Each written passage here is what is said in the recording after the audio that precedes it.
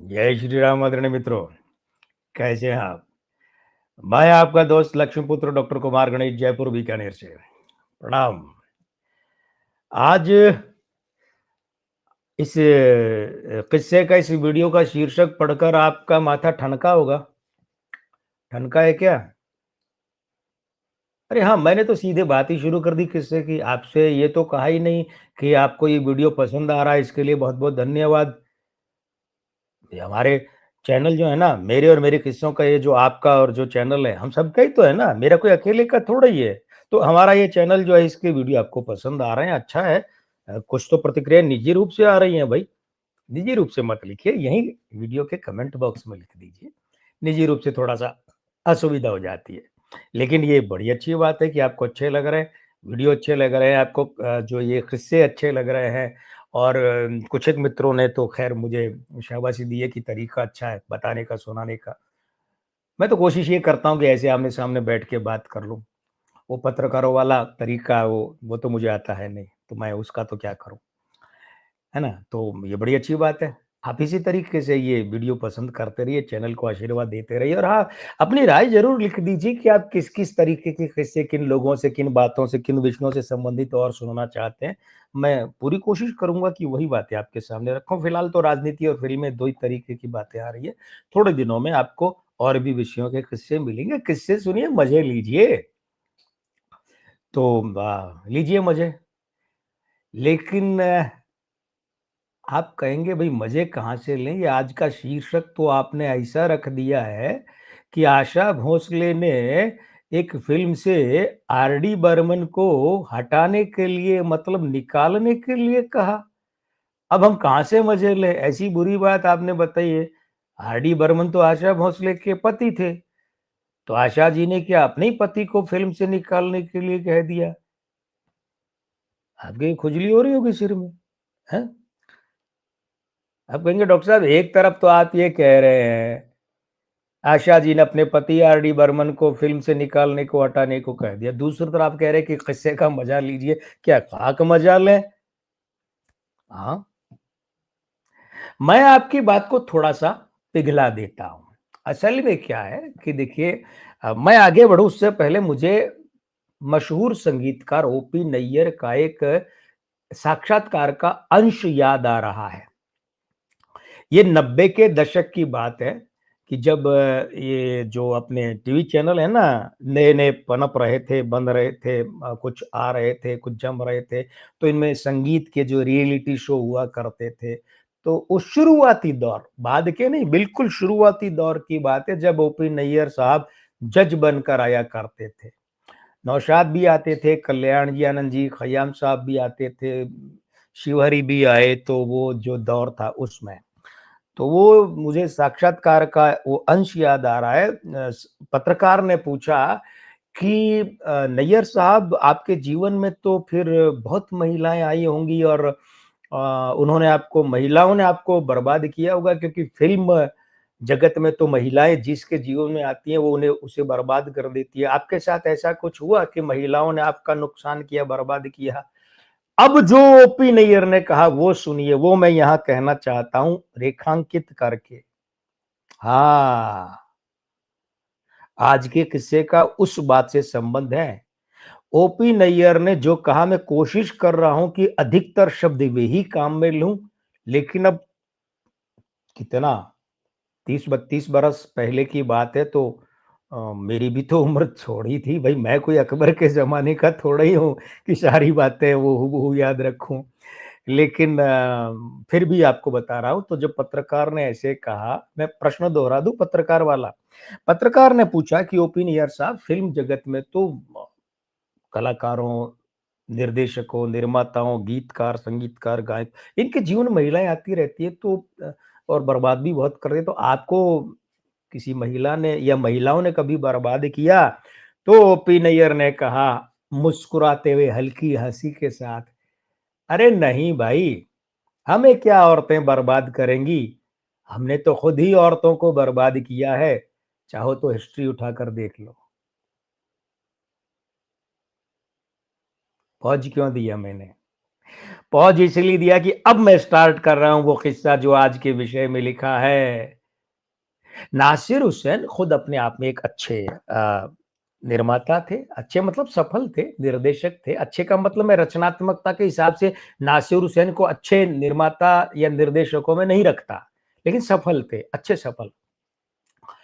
तो उन्होंने दिल देखे देखो बनाई थी और वहाँ से आशा पारेख के साथ उनका एक आजीवन प्रेम संबंध रहा। आशा पारेख उनके लिए आजीवन अविवाहित भी हैं, आज भी हैं। नासिर हुसैन दुनिया में नहीं है, दशकों हो गए चले गए, लेकिन आशा पारेख आज भी हैं और उन्होंने नासिर हुसैन के मरने के बाद भी विवाह नहीं किया। तो नासिर हुसैन जो है, इधर क्या हुआ था कि 1963 में हम दोनों हिट हो गई थी और नवकेतन बैनर की, और 9-2-11 गोल्डी ने लिखी थी, फिर हम दोनों गोल्डी ने लिखी, मतलब वो सबसे छोटे आनंद भाई विजय आनंद उन्होंने लिखी थी। और क्या था कि चेतन आनंद, देव आनंद इनके मित्र थे नासिर हुसैन, और विजय आनंद नासिर हुसैन को बड़े भाई की तरह ट्रीट करते थे, मानते थे। तो जब हम दोनों को बड़ी कामयाबी मिली तो नासिर हुसैन ने कहा कि यार गोल्डी मेरे साथ एक फिल्म बनाओ। तो उन्होंने कहा ठीक है। तो बोले मेरे पास एक कहानी है। खैर ये लंबा किस्सा है। फिर वो कहानी सेलेक्ट हो गई। आर्टिस्ट यार किसको लें? तो ये किस्सा मैं आपको फिर कभी बताऊँगा कि पहले इस फ़िल्म के हीरो देव आनंद थे और विजय आनंद ने जो कहानी लिखी वो देव पापा के हिसाब से लिखी। वो देव आनंद यानी अपने से 10-11 साल बड़े भाई देव आनंद को पापा कहते, देव पापा। तो उन्होंने अपने देव पापा के हिसाब से कहानी उनके ही आभा मंडल के हिसाब से लिखी। लेकिन खैर वो किस्सा अलग है कि देवानंद फ़िल्म से बाहर हुए, शम्मी कपूर की एंट्री हुई, किस तरीके से आर डी बर्मन को इस फ़िल्म का संगीतकार लिया गया। ये भी मैं आपको एक हिस्से में बता चुका हूँ कि जय किशन ने, शंकर जय किशन वाले जय किशन के सुझाव पर ये फैसला हुआ था। इसमें भी 2-3 वर्ज़न है, मैं फिर कभी बात करूँगा। तो ये आर डी बर्मन साहब तय हो गए और उनके लिए बहुत बड़ा ब्रेक था। वो कहते भी थे गोल्डी से कि गोल्डी साहब मेरे लिए बहुत बड़ा ब्रेक है, फ़िल्म करना मेरे लिए बहुत ज़रूरी है। उससे पहले भूत बंगला और छोटे नवाब, महमूद की 2 फ़िल्में ही की थी उन्होंने, तो कोई बड़ी फ़िल्म तो थी नहीं। ये फ़िल्म नासिर हुसैन प्रोडक्शन, बड़ा प्रोडक्शन था भाई उस समय, और इतना बड़ा सेटअप, मतलब आशा पारेख और शम्मी कपूर, फिर प्रेमनाथ, और उसके बाद में ये सारा जो बनाया गया। तो एक दिन विजय आनंद साहब जो इस फ़िल्म के निर्देशक थे, तीसरी मंजिल के, मैं तीसरी मंजिल की बात कर रहा हूँ, है ना? आजा आजा मैं हूँ प्यार तेरा, और ओ हसीना जुल्फों वाली जाने जहां, ढूंढती हैं कातिल आंखें किसका निशा, तुमने मुझे देखा होकर मेहरबान। याद है ना गाने? पूरे ट्रैक सुपर डुपर हिट थे पंचम के, उस फिल्म के।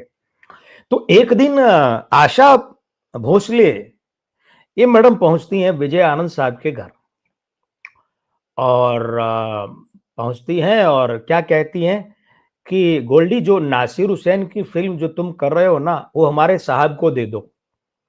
उन अब देखो वो जो इस वीडियो के इस किस्से के शुरू में मैंने आपसे कहा ना, ओपी नैयर का वो किस्सा, वो जो साक्षात्कार का अंश, अब उसको याद कीजिए।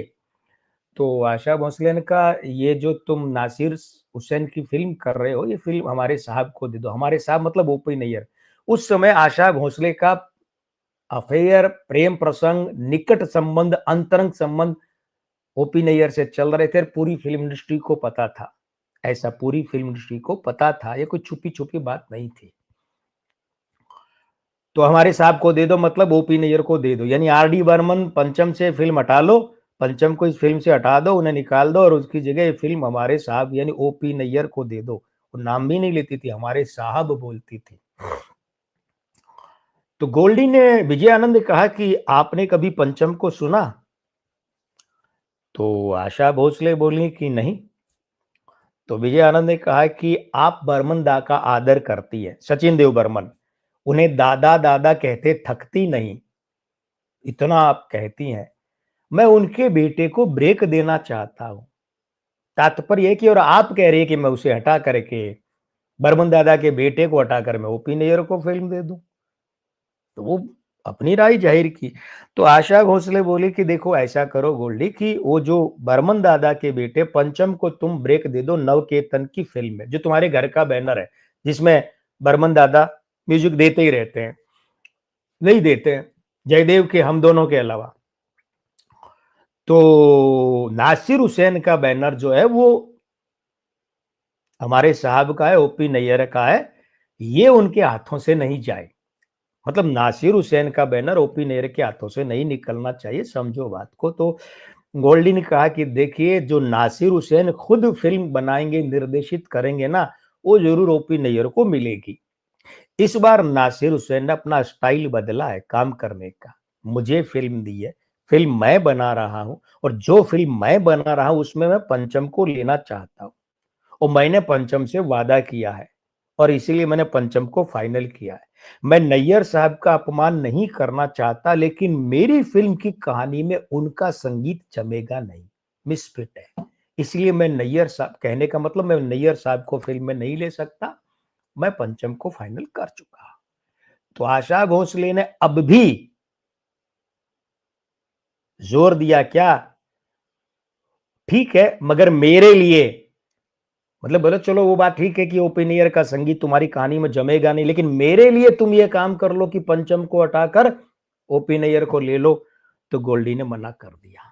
गोल्डी ने कहा कि नहीं, मैं ऐसा नहीं कर सकता, मैं पंचम का ही संगीत रखूंगा। और इसी फिल्म में आजा आजा मैं हूं प्यार तेरा, ओ मेरे सोना रे सोना रे सोना रे, दे दूंगी जान जुदा मत होना, ऐसे गाने आशा भोसले से पंचम ने गवाए, फिर भी गवाए, और सुपर डुपर हिट रहे। खैर साहब, ये बात 1966 की थी। फिर 1974 में एक फिल्म रिलीज हुई, प्राण जाए पर वचन न जाए, रणजीत, मदनपुरी, रेखा, सुनील दत्त। और ये फिल्म जो थी 8 फरवरी 1974 को रिलीज हुई थी। इस फिल्म का एक गाना था, गाने तो लिखे थे एस.एच. बिहारी ने, वो प्यार झुकता नहीं तेरी मेहरबानियां फिल्म वाले, याद है ना वे, उन्होंने लिखा। संगीत यहाँ ओपी नैयर का था, और आशा भोसले ने यहाँ एक गाना गाया था, चैन से हमको कभी आपने जीने न दिया, जहर भी चाहा अगर पीना तो पीने न दिया, ये गाना। इस गाने के लिए आशा भोसले को सर्वश्रेष्ठ गायिका का फिल्म फेयर पुरस्कार मिला था। लेकिन मजे की बात क्या है, मजे की बात यह कि गाना फिल्म में था ही नहीं। यानी जिस गाने के लिए आशा जी को फिल्म फेयर पुरस्कार मिल गया, वो गाना फिल्म में ही नहीं था, एक बात। दूसरी बात, ये आशा भोसले का ओपी नैयर के साथ गाया हुआ आखिरी गाना है। तीसरी बात, ओपी नैयर का यहाँ से पतन आरंभ होता है, जो बहुत जल्दी उनका करियर बाइंड अप यानी खत्म हो जाता है। और चौथी बात, यही आशा भोसले 1980 में उसी आर डी बर्मन से शादी करती है, जिस आर डी बर्मन को ये 1965 में तीसरी मंजिल फिल्म से निकलवाना चाहती थी, और ओपी नैयर को फिल्म दिलवाना चाहती थी। सब भाग्य का खेल है। उस समय आशा भोसले का संबंध था ओपी नैयर के साथ, और 15 साल बाद वही आर डी बर्मन से विवाह करती है, और आर डी बर्मन के जीवन का वहां आगे तक साथ रहता है। इस समय है, ये वक्त है, पता नहीं क्या क्या दिखलाए। इसीलिए तो आदमी को चाहिए, Okay, I found this on the web for yet. इसीलिए तो आदमी को चाहिए कि वक्त से डर कर रहे, जाने कब किस घड़ी में वक्त का बदले मिजाज। तो बस इसी वक्त का सम्मान करते हुए अब मैं भी इस वीडियो को यहाँ बाइंड अप करूँगा, और ये कहूँगा कि अगर वीडियो अच्छा लगा है तो पसंद कीजिए, और अगर आपको ये चैनल अच्छा लगता है तो सब्सक्राइब कीजिए, और बेल आइकन भी दबाइए। आपने कमेंट अपनी प्रतिक्रिया अवश्य लिखें कि कैसे लग रहे हैं वीडियो, क्या और चाहते हैं। मैं आपका दोस्त लक्ष्मीपुत्र डॉक्टर कुमार गणेश अब आपसे विदा लूंगा। और हाँ, कहाँ से? जयपुर बीकानेर से, है ना। प्रणाम।